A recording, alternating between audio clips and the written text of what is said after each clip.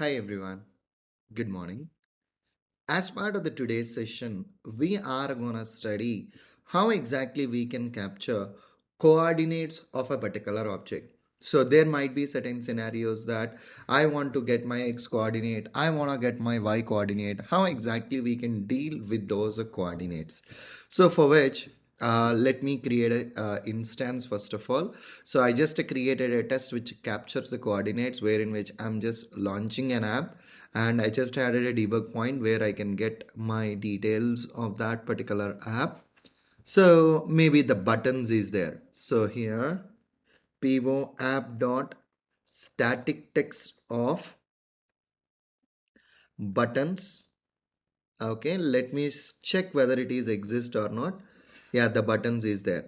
So consider that this is what my desired object is.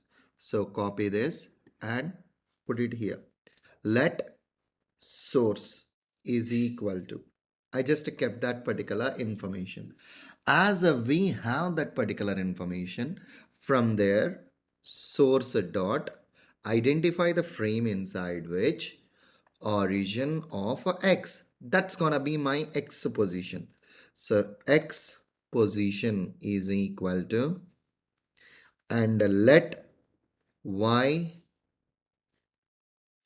position is equal to, for the source object whichever the frame is there, dot origin dot y. Okay, that's it, x position and as well as a y position. To cross check this one, so here dot frame dot origin dot x. So this is gonna print the x coordinate, and if I change this one to y, and this is going to print the y coordinate for that particular object. So print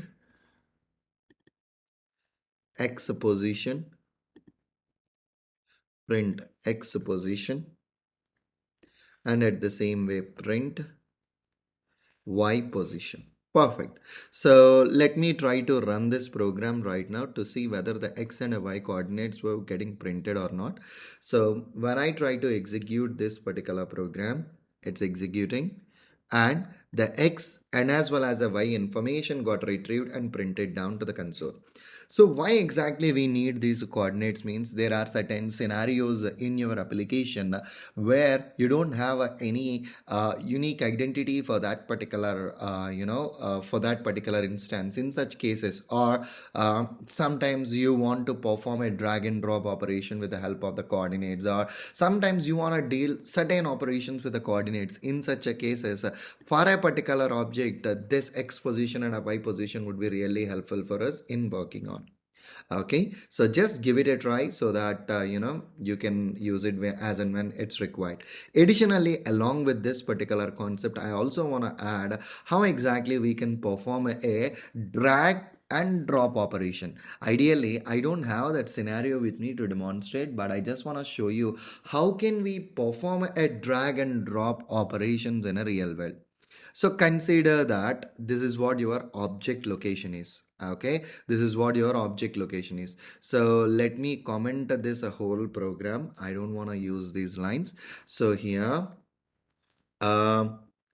let source is equal to. So consider that I have an object which has its source coordinates, and even let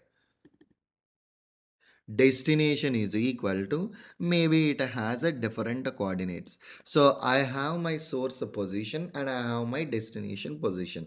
In the current situation, I'm giving a positions. Maybe if you have an accurate locators, you can give those locators also. And right now, source dot press, I want to perform a press operation on this particular object for a duration of 0.1 seconds, and then drag to the destination. So here press at the source, wait for 0.1 second and drag to that particular destination. If at all there are any scenarios like where you need to perform a drag and drop operation in your applications, in such cases you can use a source dot a press and you can do a destination drop operation. This is a kind of a script that you can use it in your real world, guys.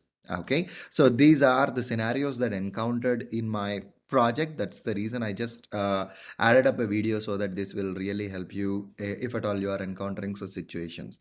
While practicing the concepts, if you encounter any issues, feel free to drop me an email directly so that I can help you out. Okay, cool. Wish you good luck. Bye bye. Thank you.